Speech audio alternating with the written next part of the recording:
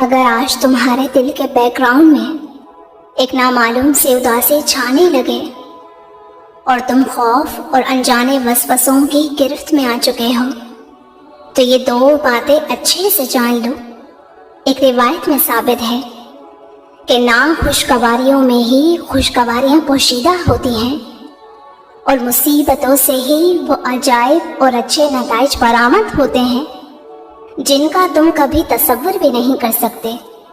اکثر تو یوں بھی ہوتا ہے کہ وہ بچانے والی چیزوں کو دیکھ کر ڈرتا ہے، اور کبھی کبھی بے خبری میں مبتلا مصیبت کرنے والی چیزوں کو ہی اپنا ہمسفر بنا لیتا ہے۔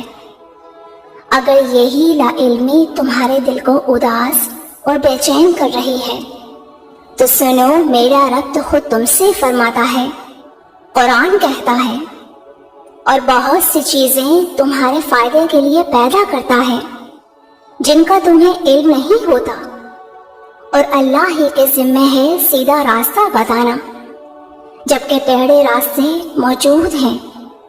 اگر آج تمہارا دل بھی مسلسل ملتی ناکامیوں سے رنج و ہزیمت میں مبتلا ہے اور شیطانی وسوسے تمہیں بے چین کر رہے ہیں، تو یہ ایک بات ذہن نشین کر لو۔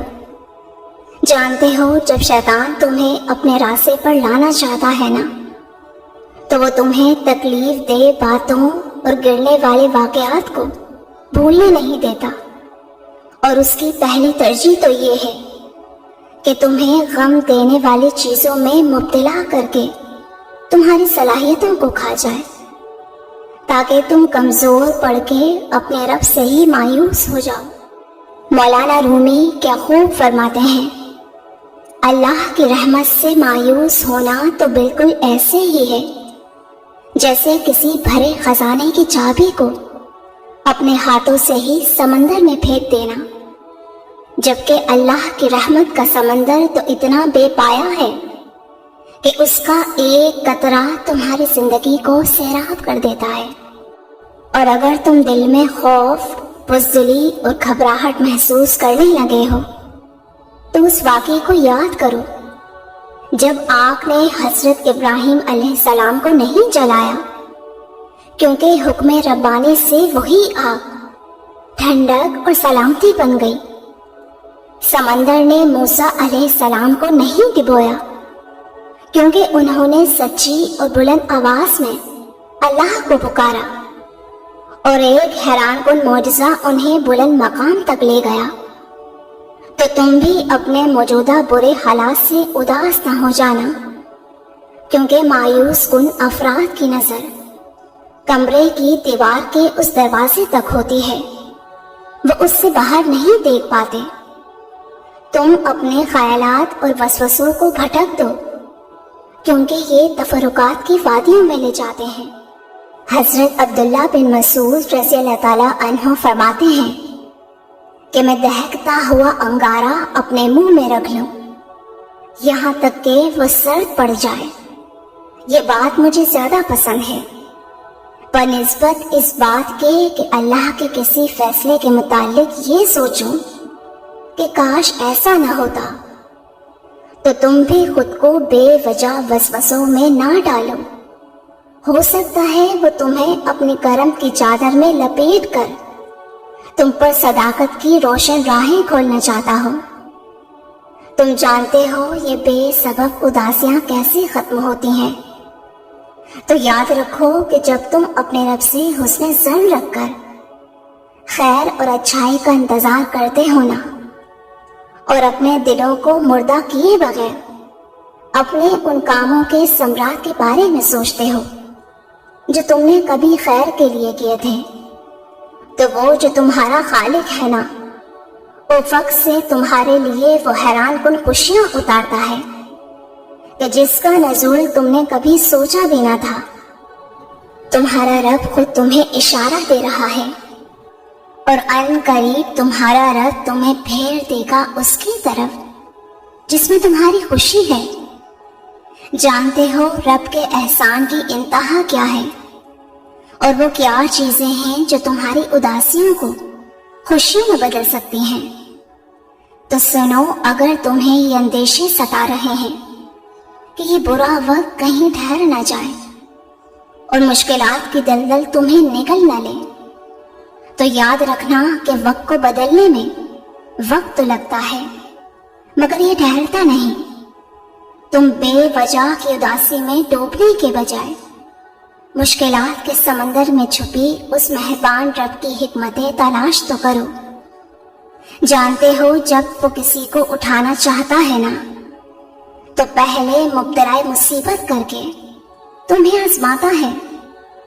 تو اگر آج تم اپنی زندگی سے تنگ ہو کر ڈپریشن کی طرف جا رہے ہو، بے سکون ہونے لگے ہو، تو سمجھ لینا کہ یہ بارش سے پہلے کی گرمی ہے۔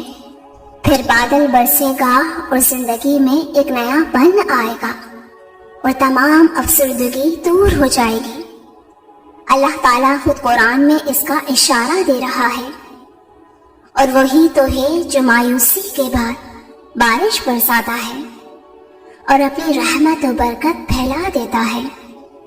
وہی ولی و حمید ہے۔ جانتے ہو بت صرف پتھر کے نہیں ہوتے، بلکہ ہر وہ چیز جس کی محبت خالق کی محبت پر غالب آ جائے تمہارا بت ہے، اور اس کی پوجا ہی تمہاری روحانی بیماریوں کا سبب ہے۔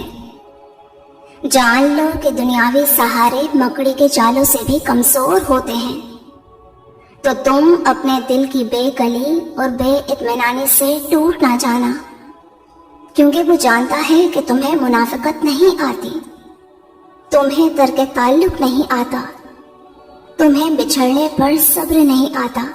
ہاں میں جانتی ہوں کبھی کبھی لوگوں کی طرف سے تکلیفیں تمہیں توڑ کر رکھ دیتی ہیں، اور تمہیں لگتا ہے کہ اداسیاں ہمیشہ کے لیے تمہارے مقدر میں لکھ دی گئی ہیں۔ تو سنو، تم لوگوں کی دی گئی زیادتیوں سے دل چھوٹا نہ کیا کرو، کیونکہ تمہارا رب تو خود تم سے فرما رہا ہے۔ وہ کہتا ہے، اور اگر تم بدلہ لو تو اس قدر لے لو جس قدر تم پر زیادتی کی گئی ہو، لیکن اگر تم صبر کرو تو یقیناً یہ صبر کرنے والوں کے لیے بہت بہتر ہے۔ تم ان لوگوں کی حرکات پر رنج نہ کیا کرو اور ان کی چال بازیوں سے دل تنگ نہ کیا کرو۔ بے شک اللہ ان لوگوں کے ساتھ ہے جو تقوی سے کام لیتے ہیں۔ سنو، جب کبھی تمہیں لگے کہ زندگی کی ہر خوشی فنا ہو گئی ہے اور تم اندر تک ٹوٹ چکے ہو، تو میری یہ بات ہمیشہ یاد رکھنا کہ وہ مہربان رب ٹوٹی ہوئی چیزوں سے ہی ایک نئی تعمیر کرتا ہے۔ تم نے کبھی ٹوٹ کر بکھرے ہوئے بادلوں سے بارش کو برستے دیکھا ہے، جو فنا ہوتے مٹی کے ہر ذرات میں ایک نئی جان ڈال کر غلہ اگاتی ہے؟ تو تم بھی نظر انداز کر دو وہ سارے کے سارے وسوسے جو تمہارے دل کے بیک گراؤنڈ کو اداس کرتے ہیں۔ واصف علی واصف فرماتے ہیں، تم اپنے گزرے ہوئے پر افسوس نہ کرو، حسرت و ندامت میں ڈوبے نہ رہو، یہ نہ سوچو کہ گرتی دیوار کو تم بچا لو گے، پانی کو بہنے سے روک دو گے، شیشے کو ٹوٹنے سے بچا لو گے۔ یاد رکھو، ناراضگی چیخ و پکار کے بجائے قضائے الہی کے آگے سر تسلیم خم کر دو، تب اللہ تمہیں مایوس نہیں کرے گا۔ اللہ جو چاہے وہ کر سکتا ہے۔ مطمئن ہو جاؤ، وہ تمہارے سینے کے ہر روگ کا بہترین علاج کر کے بہت جلد تمہاری ہر گمشدہ چیز تمہیں لوٹانے والا ہے۔ ان قریب وہ تم پر اپنی رحمت کی بپاد نسیم چلائے گا کہ جس کی جلتھل سے تمہارے دل کا آنگن خوشیوں سے بھر جائے گا۔ تم نے اپنے رب کو پکارا ہے نا، تو بے فکر ہو جاؤ۔ ان قریب وہ تمہاری اداسیوں کے حصار کو توڑ کر خوبصورت چاند ستاروں سے مزین کر کے تم پر سایہ فکن کرنے والا ہے۔ انشاءاللہ میری دلی دعا ہے کہ اللہ آپ سب کو شاد و آباد رکھے، آمین۔